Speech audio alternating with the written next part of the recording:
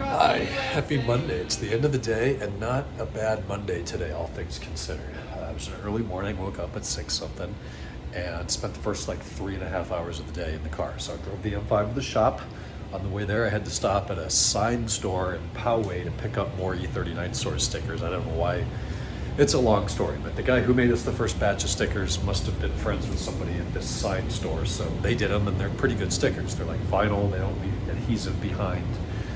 They end up fading and wearing out after 5 years of heavy use on the back of a laptop screen and shop environment that occasionally gets hit with brake clean, but I think that's okay. Anyways, I ordered another 150 stickers, another batch, so I picked those up. Then went up to the BMW dealer, picked up a bunch of parts, some of the stuff from Germany, stuff from Kennan's car, stuff from my cars. Got over to the shop, dropped off the M5, picked up the 540, which has all the parts in the back to take care of the Vanos issue. Drove that down to my sublet, who's gonna do that because I don't have time and patience for that right now.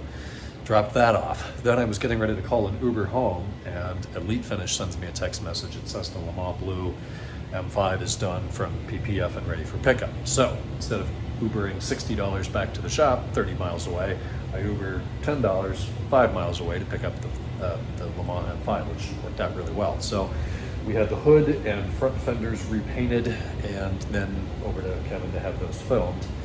Picked that car up, it was out of gas. Like, you know when you turn the car on and the needle wakes up? That needle was dead zero. We must have dropped it off low on fuel, but I have a hunch they started, moved it, let it sit here for 10 minutes and just burned all the gas up. So I did make it to the gas station with a dash range 0.9 miles away. Took that up to the shop. Then I was tired of driving, so I had a customer there. We took 2 cars in today. 03 540 wagon, but not really. I'll show you more about that later.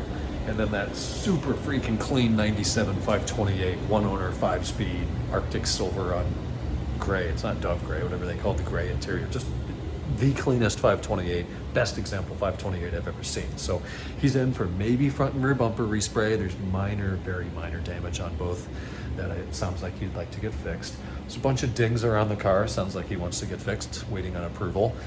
And his alarm is randomly going off all the time. So I think it's a general module. We'll swap in another one, see what happens, see if we can recreate the problem. What else? No, those 2 came in today. Alan's doing a bunch of stuff. I'm checking in parts, just a trillion things this afternoon.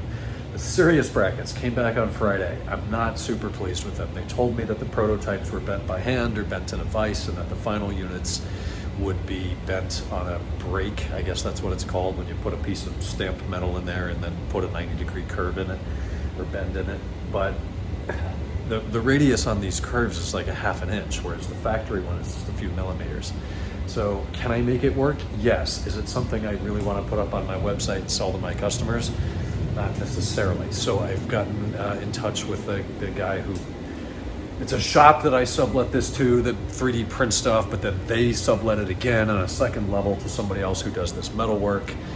And he said, yeah, we did use a brake, but it's a hand brake. And the problem is the thing isn't flat, the corners aren't square. I can put the module in there, only one side of the screws will fit without having to bend it a whole bunch. So I think he's gonna pick them up and they're gonna go back to the drawing board and find a more precise way to get these things bent and put together properly. Which is frustrating. This has been a very long process, though I haven't paid anything yet, so we'll deal with it as it comes up. But I imagine I will eventually once this is fixed and done. Not in a huge hurry. I don't have the 540 anyways. M5 got a few new parts today as I replaced the coil packs, the passenger side lower cabin box. You know, it's got that little eyelet that goes over the little peg on the strut tower. The bottom of the eyelet broke off. Why that has to be so small and thin when it's in a hot environment right above the exhaust manifolds, I don't know. It's a terrible design. I had replaced those. I lived here, so it's within the last 5 or 6 years, and already that's broken, and I'm careful with them, and I know how to put them in properly. So I ordered a new one of those. That went in today.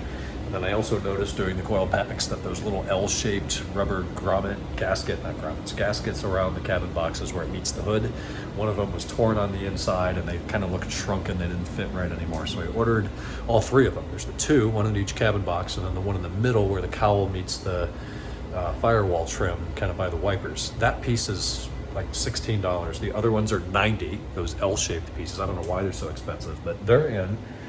They do not come pre-bent, so you kind of just stuff them in there and bend them how you think they're gonna fit, close the hood, and enough time will form them into the proper shape.